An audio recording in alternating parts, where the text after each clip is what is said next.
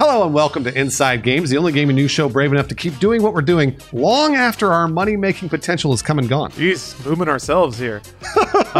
If only Ubisoft would learn from our bravery. We've been asking them to do this for months. As they announced last week that they'll be decommissioning online support for 15 older games. That includes a slew of Assassin's Creeds, Prince of Persia: The Forgotten Sands, and the original Far Cry 3. No, not Far Cry 3. That news didn't cause too much of a stir, at least until July 10th, when a viral tweet interpreted a Steam notice to mean the game itself would become completely inaccessible after September 1st, even to those that had already purchased the game. That stings. And it is an understandable takeaway, given that the message originally read, quote, "Please note, this title will not be accessible following September 1st, 2022. Additionally, the ability to even purchase the game had been removed without explanation, which kind of compounded the fear that Ubisoft were about to do the unthinkable, erase digital access to games that people had already bought." Whoa, I can't believe it. That's bad stuff. I mean, it is, but We're all scared of it. It's going to happen forever. It's a worrying possibility that strikes a chord with a lot of consumers, us included. Nobody really wants to imagine their digital library invested into over years and decades, and like when it's Steam, disappearing overnight because it became an inconvenient cost for some private company. Luckily, Ubisoft wants you to know that it's not putting you or us in that nightmare scenario just yet. Okay. Actually, just only a little bit. Okay, all right. A teeny tiny nightmare, a mini nightmare. This is kind of like when you're falling asleep and you feel like you're about to trip down some stairs, and then you bolt away. Oh, yeah. It's not. No one ever likes it, but it happens. In a clarifying statement provided to IGN, Ubisoft referenced their original support article in reiterating that, quote, "Only DLCs and online features will be affected by the upcoming decommissioning." Got it. So you'll still be able to play the base game that you paid for, just not the DLC you paid for. That sounds to me like something happened. And like the viral tweet went viral, and now they were like, "Oh, never mind, DLCs." Like they were going to get rid of the game initially, and now they're like, "Just DLCs." Maybe. I guess the post, we'll have to roll back the clock to see what the post originally said, but it's usually like that. Ubisoft went from really sucking with getting rid of your games to mostly sucking, just your DLCs, which feels very Ubisoft. This isn't the first time Ubisoft or other companies have decommissioned online services for older games, but it's just still an uncomfortable precedent that's been established. It reminds us that the rights to access the games we love are held by private companies and are in no way guaranteed as the years go by. Ubisoft concludes their statement by saying that, quote, "It has always been our intention to do everything in our power to allow those legacy titles to remain available in the best possible conditions for players, and this is what we're working towards." I feel like that's a really weird statement given that they're literally working towards the exact opposite right now, but that's true. Everything in your power would be maintaining it as it is. Yeah. Whatever. They haven't been the best stewards of people's money in the past either. Ubisoft announced a limited run of NFTs to integrate with Ghost Recon Breakpoint in late 2021. Wisely, nobody bought them. And just 4 months later, Ubisoft announced they were ceasing development of Ghost Recon Breakpoint entirely. Not the best look to sell gimmicky items in a game that's just 4 months away from sunset. Yeah, maybe if the NFTs blew up, it would have gotten a longer life, weirdly, but absolutely. Still not great. In a separate statement to Eurogamer, Ubisoft mentioned that they are, quote, "working with our partners to update this information across all storefronts so players will be fully informed about the removal of online services at the point of purchase." That much is true. The Steam pages for related Ubisoft games now have much more specific support messages. The Assassin's Creed Liberation HD and Prince of Persia: The Forgotten Sands pages now explicitly state the base game will continue to be playable and that DLC and multiplayer features will all become inactive after September 1st. That's kind of where we land, though. So if you had Far Cry 3 DLC on your backlog, you better start playing it right now. Yeah, crackhead. Yeah. Interestingly, DLC will be available for most console platforms, I noticed. It's mostly PC they're shutting it off because Ubisoft is the one that actually has to give it to you. Whereas Sony or Microsoft handle the distribution apart from that. So still not great. There is one ray of sunshine, though. One silent hero stepping up to do the right thing. Ubisoft Blue Byte posted an update on July 1st, announcing they've decided to, quote, "dedicate some of our development resources to work on upgrading Anno 2070's aged online service infrastructure to a new system so that these features can continue to be used past the mentioned date." They don't really guarantee they'll be able to keep everything up and running, but hey, at least they're looking into it and keeping everyone updated and putting some money behind it. And that is why this is the first time we've ever given this award here. I didn't know it existed, but that's why we're giving Blue Byte the official Inside Games Inside Gamers Award. Congratulations! Oh, nice. Good job. Good job. Look at that. Wow. Ubisoft, on the other hand, sorry, but you're getting the Outside Games Come On Award this week. Come on. Now we have to admit you probably don't have any more room on the trophy shelf for this one, but just please don't decommission another game to free up some time for an IKEA visit or something. That wraps up the current news, but this all touches on the very large topic of games preservation. Why does Ubisoft have to kill these services in the first place? Is it really that much of a headache just to keep the DLC laptop server plugged in? From the consumer perspective, it only makes sense that a product you buy is one you should be able to use forever, especially if it's digital. It's not like it's going to snap in half or something. Right. But from the corporate perspective, we're going to put on our corpo hats for a second. There is a cost associated with maintaining support for aging products.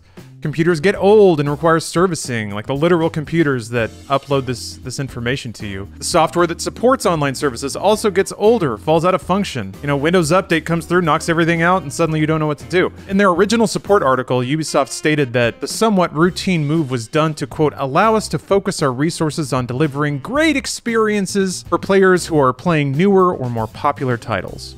Meaning they make more money on the new ones than they do on the old ones. Yeah. It takes active staff and maintenance to make sure those services are operating smoothly. Not to mention support staff to handle any issues people may have with installing and running older content.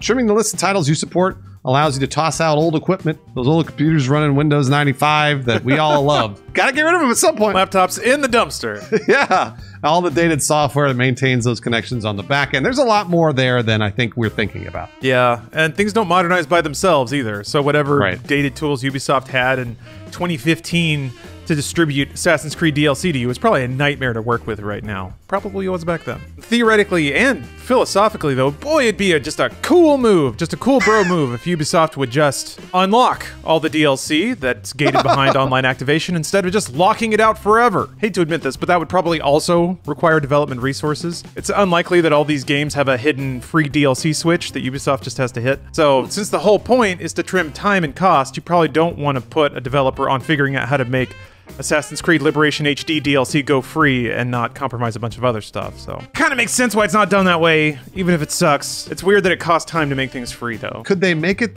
that we could download it and then have it forever? They would have to rip out their current DLC that checks for online stuff, or reprogram it to just be on, so. The DRM, they would have to deactivate their DRM, and I bet it's like embedded so deeply in all that shit. We're only going to see this more and more as gaming's first digital platforms kind of start to age out of relevance.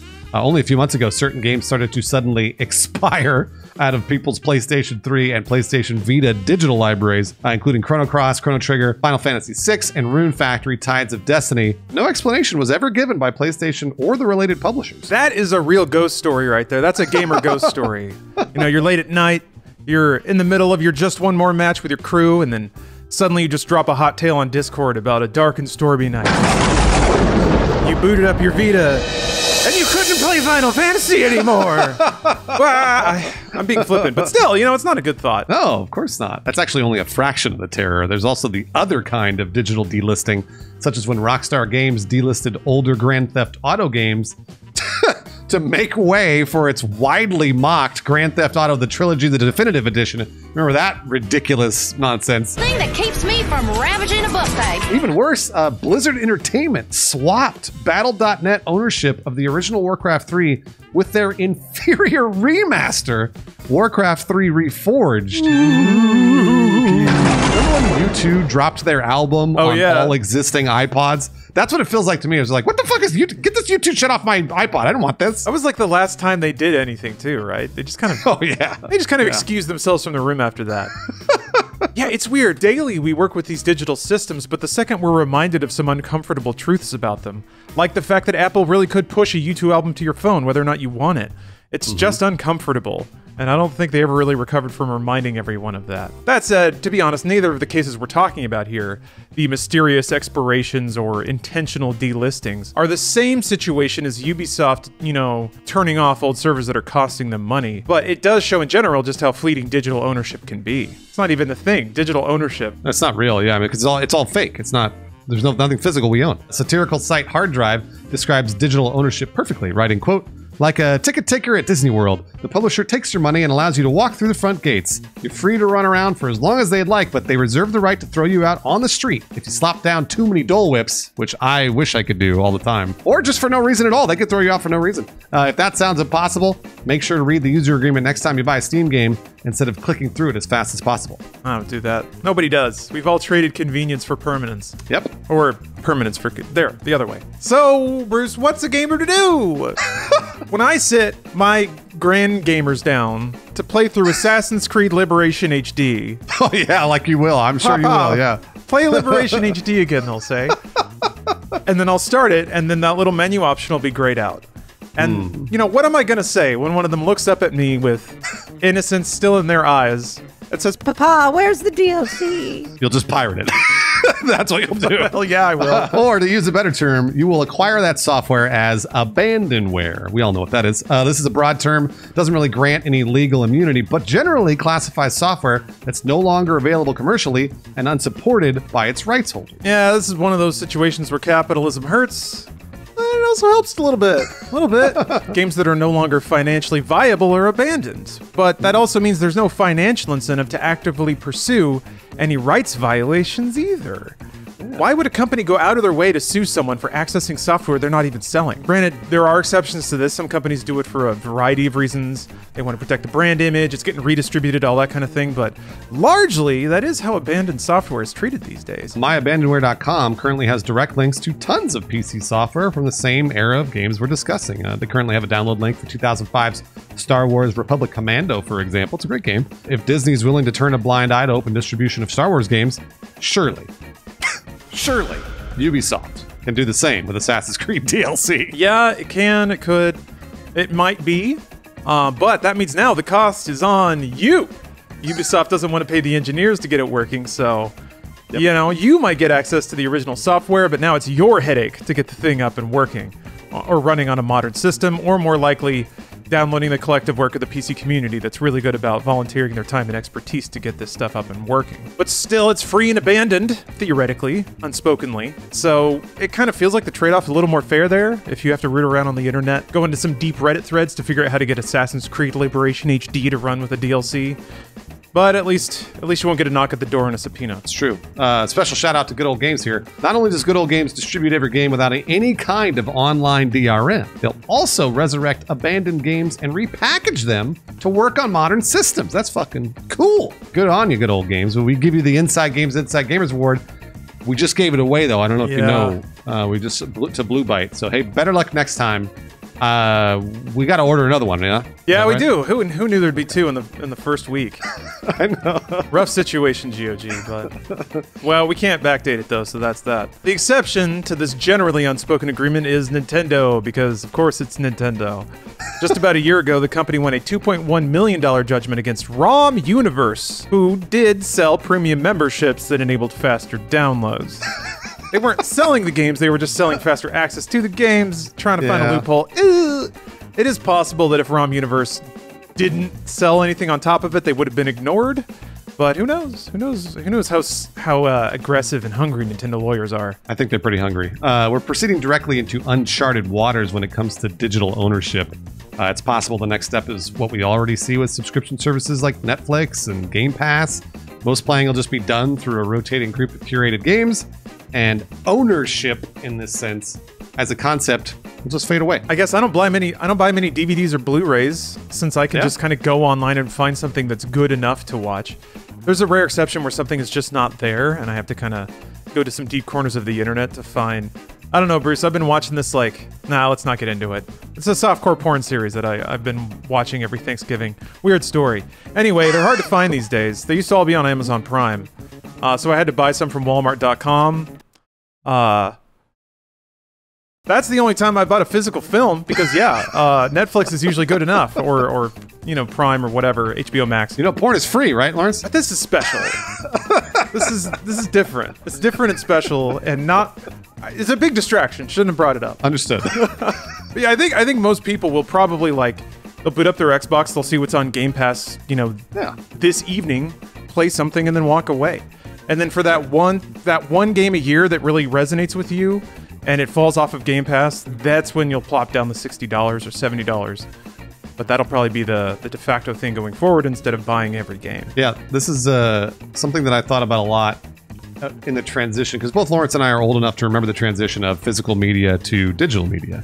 And I feel like I thought about this as I was giving Steam my money, as I've been, paying a monthly subscription to Netflix.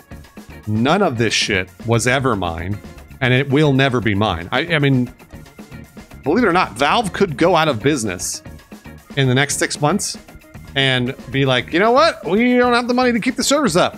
That's it. Sorry, everybody.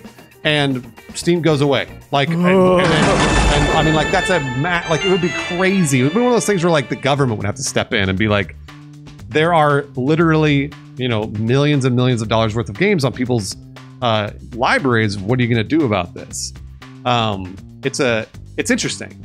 I have an interesting example of this. Voyager is a cryptocurrency broker. I've actually used them for years. Long time ago, but I never used a lot. I would never buy a lot of cryptocurrencies through Voyager, but they had it and you could. However, they just filed for bankruptcy. And I was like, oh shit. Like, thankfully I don't have much money over there, so it didn't matter. But for a lot of people, they probably do. And I was like, what do you do in this situation? And I've been reading, they filed for Chapter 11. They've basically had to reward all the people that still have cryptocurrency and money, US dollars, in their brokerage with with common stock and with lots of the things that they're basically saying, like, no, just let us keep your money. We'll give you other stuff. And some people can't pull their money out of it. Like, it's really messy.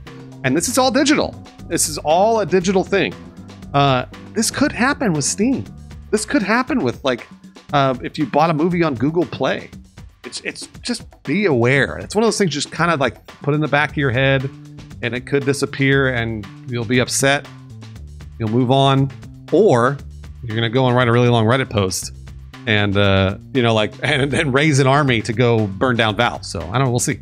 God, what a weird people running out of Valve with server racks of hard drives above their heads and stuff. Yeah, exactly. Yeah, I mean, at least in Steam's case, I know there's some PC Doom preppers out there that will, like, put every Steam installation on a hard drive and put it in cold storage and stuff. Mm-hmm.